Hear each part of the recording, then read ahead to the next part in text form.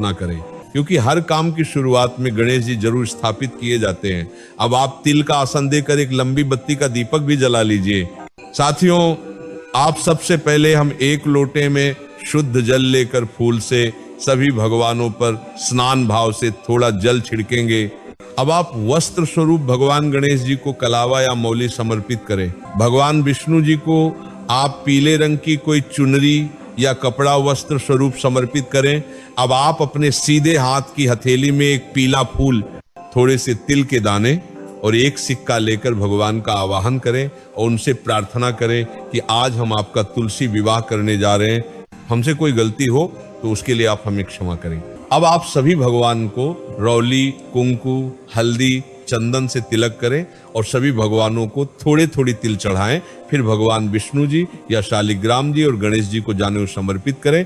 अब आप सभी भगवानों को एक एक फूल समर्पित करें। अब आप तुलसी जी को चूड़ी, बिंदी, हल्दी, मेहंदी लगा दें और चुनरी ऊपर से उठा दें और अलग से श्रृंगार की सामग्री तुलसी जी के पास में रख दें। साथियों, अब गठबंधन के लिए तुलसी जी के लिए एक साड़ी और भगवान विष्णु जी या शालिग्राम जी के लिए पीला कपड़ा आप तैयार करके उनको पहना दें।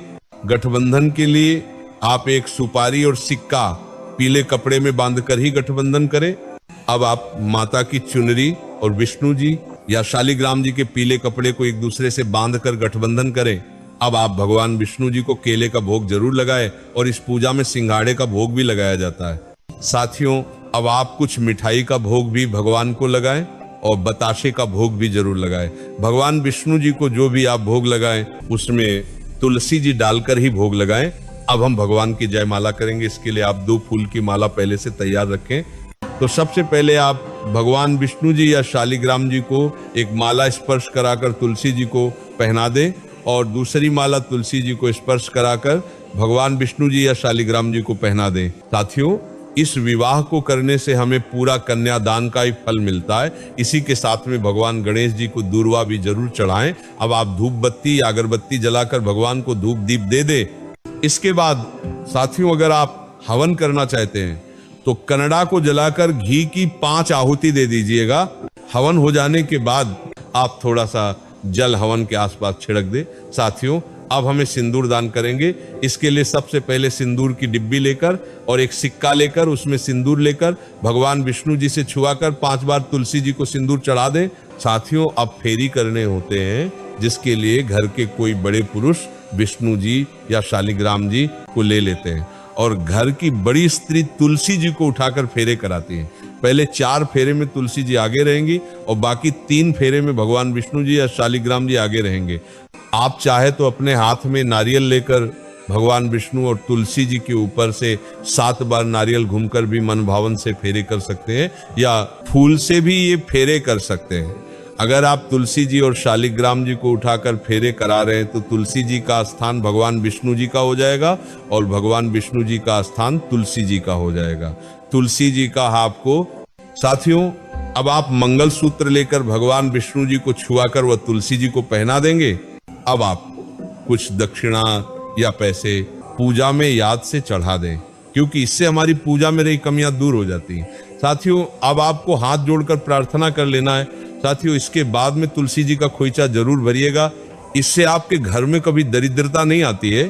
खोइचा भरने के लिए सबसे पहले आप चुनरी लेकर उसमें बताशी और पोहा 5 बार हाथ में लेकर चुनरी में रखना है और आप चाहे तो इसकी जगह मिठाई, ड्राई फ्रूट्स वगैरह भी ले सकते हैं। इसके बाद इसमें दूर्वा, हल्दी की गांठ और कुछ पैसे इसमें रखकर इसको पोटली की तरह बांध दें और माता तुलसी जी को छुआकर वहीं पर पास में रखें।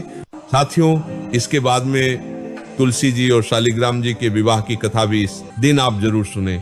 कथा सुनते समय हाथ में फूल और तिल जरूर लें।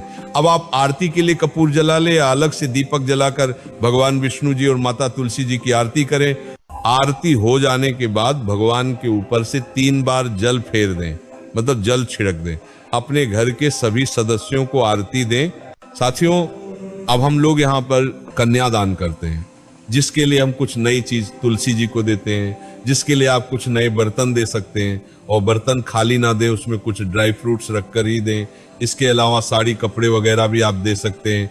साथियों, इसी के साथ में आप इस दिन गन्ने की झोपड़ी भी इस दिन पूजा स्थल पर जरूर बनाएं और गन्ने को प्रसाद रूप में आप खा भी सकते हैं। साथियों, इसी के साथ में पूजा की कोई भी सामग्री आपको पूजा के बाद न उठाना है और न छूना है, पूरी रात भर वहीं पर रखे रहने देना है। साथियों, इन सभी चीजों को हमें अगले दिन ही सुबह उठना है और कुछ चीजों का विसर्जन करना है, कुछ पंडित जी को दान करना है। जैसे सुहाग की सामग्री जो चढ़ाई है उसमें से कोई एक चीज आप अपने लिए रख ले और बाकी सब पंडितायन या जरूरतमंद को दान कर सकते हैं।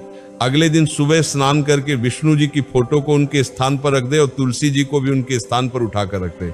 बाकी साथियों फूल विसर्जन कर दे और मिठाई वगैरह गाय को खिला दे और यहाँ पर हमारा तुलसी विवाह पूरा हो जाता है। और इस तुलसी विवाह में जो भी आप दान करते हैं उसका आपको कई गुना फल मिलता है। साथियों, अब हम आशा करते हैं कि आपको तुलसी विवाह कैसे करना है, कब करना है और किस दिन करना है, सारी जानकारी मिल गई होगी। पर अभी भी अगर आपके मन में कोई प्रश्न है तो वो हमसे कमेंट करके पूछ सकते हैं। और आप हमारी ये वीडियो कहाँ से देख रहे हैं और आप अपने घर में तुलसी विवाह करते हैं या नहीं, कमेंट में जरूर बताएं। राधे राधे मेरे प्रिय साथियों।